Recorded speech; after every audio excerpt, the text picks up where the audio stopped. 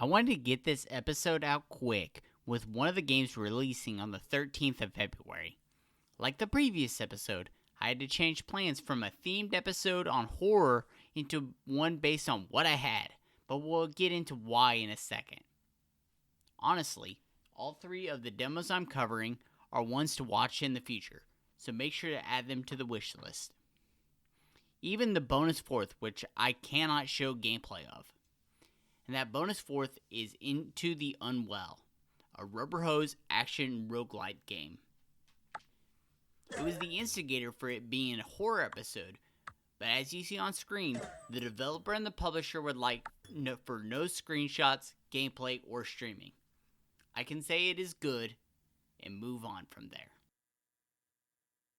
Tired as Color posted a code for the demo for Titanium Cord in the Wild Discord, a game that I had seen before but had no idea what it was about. And to be honest, its Steam description didn't help me, stating a surreal strategy game for clowns and criminals. No help whatsoever on what to expect. Before getting into the gameplay, let me talk about the theme and visuals. The game opens with it being a theater production with no finished script. Knowing that makes the curtains on the border of the screen feel appropriate. It has a really distinct color palette as well, primarily using neon blues, pinks, and a bright off-white. I also like that when a big sound happens or when a character talks to the player, a still pixel image pops up, whether relevant or not. When play comes to a halt, a random image meaning stop appears. It could be a referee, a stop walking signal, or a dead end sign. That and the twangy music add to the Games for Clowns description. For how you play the game, it's a mix between a strategy game and a match 3 puzzler. That sounds like a mess on paper, but to be honest, it works so well that I was playing without recording after the fact. You play a usual match 3 sliding game, but then afterwards, based on how the board was left, create a map for a strategy game. Units cost resources that you collect from your matches. Special abilities grant you new units you left unmatched. And tiles like rocks and water create natural defense when enemy units come for your castle. I was kind of wowed by how it came together.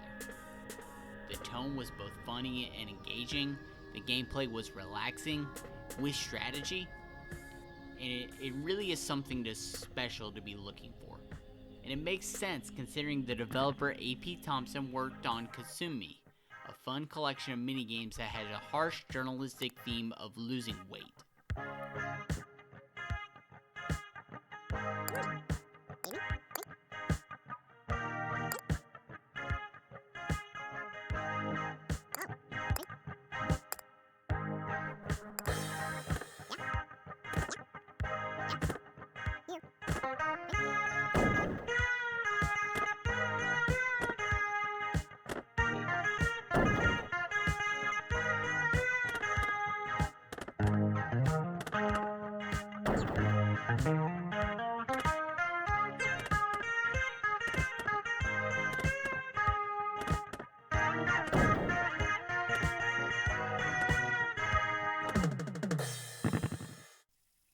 The next demo was for Deadline Delivery, a game I first saw on my recommended videos on YouTube.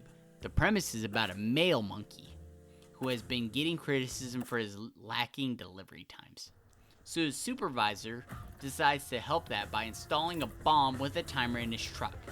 If the mail doesn't get delivered in a set time, it explodes. And boy is the game addictive. Each level takes less than a minute, as you're only delivering 3 pieces of mail. You have to avoid colliding with anything in a short time while ensuring the required deliveries are tossed in mailboxes or moving vehicles. The game keeps track of the number of resets you take to complete a run. Each level has a leaderboard as well, where a player's best run is posted to compare with others. My best score in the first level was 18 seconds. That put me around the 500th best. compare that to the #1 overall, which is under the 16-second mark. So to get the best time, you really have to show your level of execution. The game is centered on skill in a short amount of time. There's no randomness when you start a level. The cars that populate the level are on the same timer every single time. Each time you drift around the corner by the first mailbox in one level, there's always a large truck coming right at you. Based on my time with it, I would get the delivery truck stuck under a mailbox a few times and in a ditch once or twice. It's a demo, so a few small hiccups are expected. Viewers and commenters of his YouTube clips have asked for an open world, but if you do that, you take away from the identity of the game. Runs that you can complete in under a minute and test how well you can learn the level and drive your the best on what you've learned. The game fits in with those games where you say one more run, just one more run.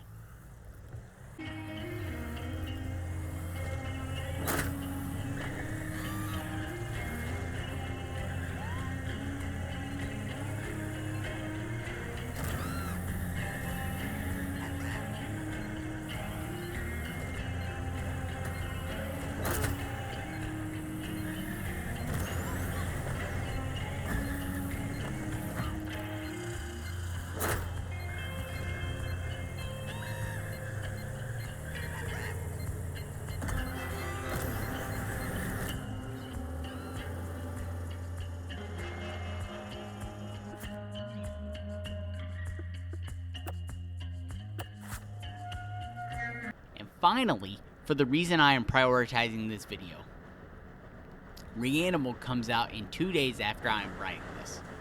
It is a horror game from the developers of Little Nightmare 1 and 2 and being published by THQ. In terms of me giving a prescription based on my interests like I do for other viewers, I would be so off when recommending this. I am not a horror fan in film or games. I have not played any of the Little Nightmare games, and I primarily play indie games, only playing AAA games when they go on sale.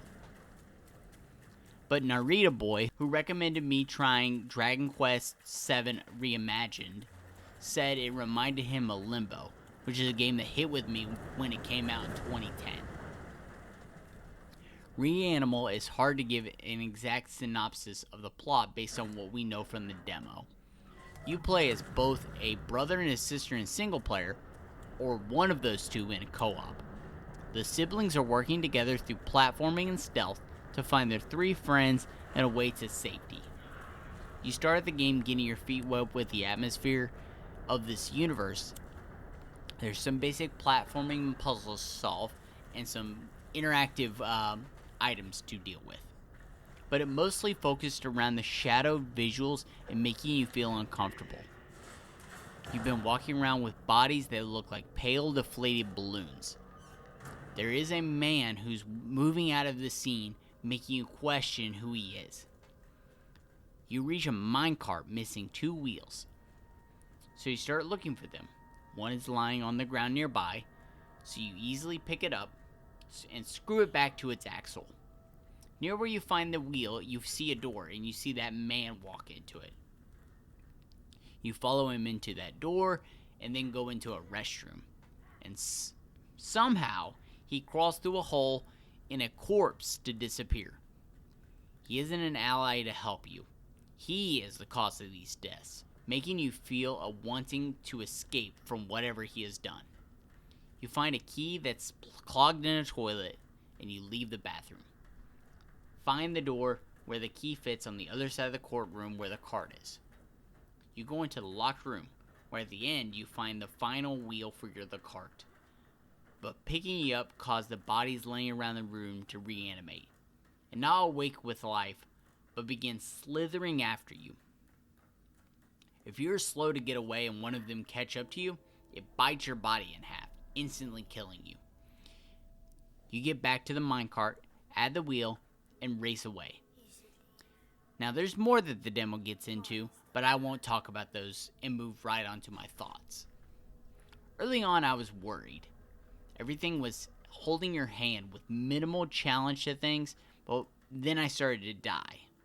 A couple of jumps into holes here and there. But once the monsters begin to chase you, your deaths start happening more. If I wasn't good enough with reactions, I'd be bitten in half.